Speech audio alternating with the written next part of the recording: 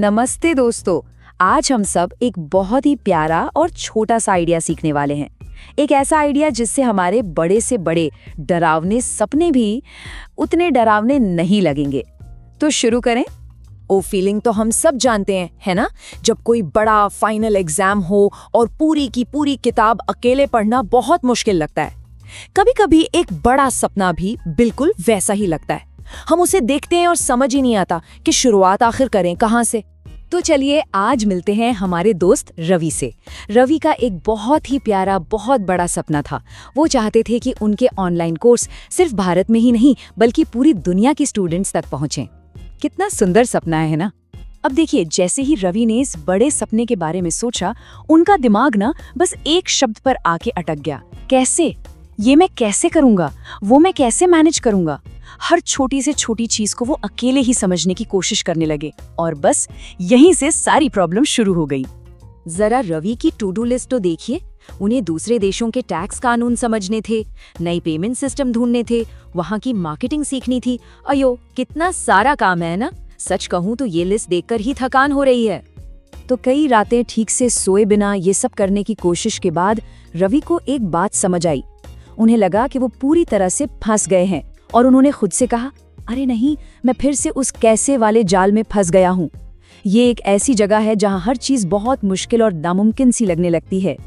जरा सोचिए, मानो रवि अपने सपने तक पहुंचने के लिए एक पुल बना रहे थे, लेकिन वो ये सब अकेले कर रहे थे। हर एक भारी भरकम ईंट को उठाना, सीमेंट बनाना और सब कुछ खुद ही जोड़ना। अरे बाप रे, इसमें तो सालों साल लग जाते नहीं?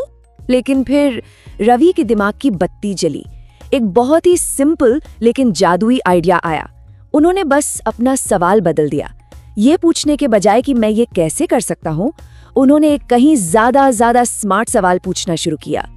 ओके दोस्तों, इसे जरा ध्यान से समझते हैं। ये स्लाइड आज के हमारे लेसन का सबसे जरूरी हिस्सा है। देखिए, उनकी पुरानी सोच थी मैं सब कुछ खुद कर लूंगा, लेकिन उनकी नई सोच थी अरे रुको, ये तो किसी ने पहले से किया हुआ है। उन्होंने अपना फोकस कैसे से हटाकर कौन पर शिफ्ट कर दिया। और दोस्तों, यही है वो सीक्रेट शॉट। और पता है फिर क्या हुआ?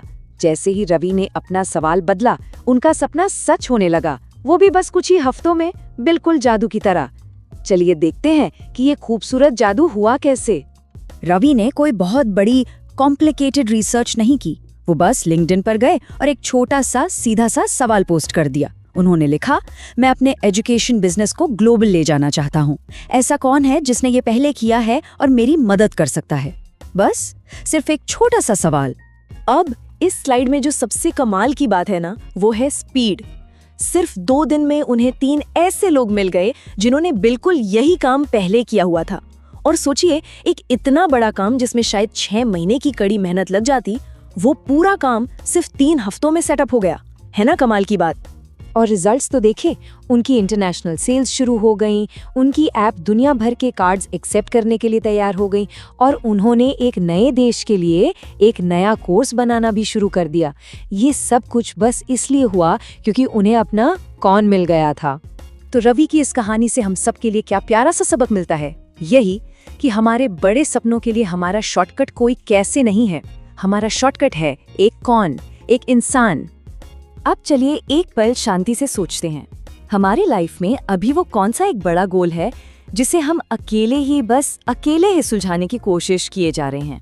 और अब ये सोचिए, जिस जवाब को हम ढूंढ रहे हैं, हमारी प्रॉब्लम का जो सॉल्यूशन है, वो किसके पास पहले से है? कौन है वो इंसान जिसने वो पुल पहले ही बना लिया है जिसे हम बनाने की कोशिश कर रहे हैं? तो इसके लिए एक छोटी सी सिंपल सी एक्शन टिप है। पहला, अपना कोई एक गोल चुनिए। दूसरा, खुद से वो जादुई सवाल पूछिए, इसे पहले से किसने सॉल्व कर लिया है। और तीसरा, उस इंसान को ढूंढिए और उनसे सीखिए। देखा, इतना सिंपल है। तो मेरे प्यारे दोस्तों, हमेशा ये प्यारी सी बात याद रखिएगा, रोज थोड़ा थोड़ा सीखने से ही एक दिन बड़ी सफलता मिलती है। मुस्कुराते रहिए और सीखते रहिए।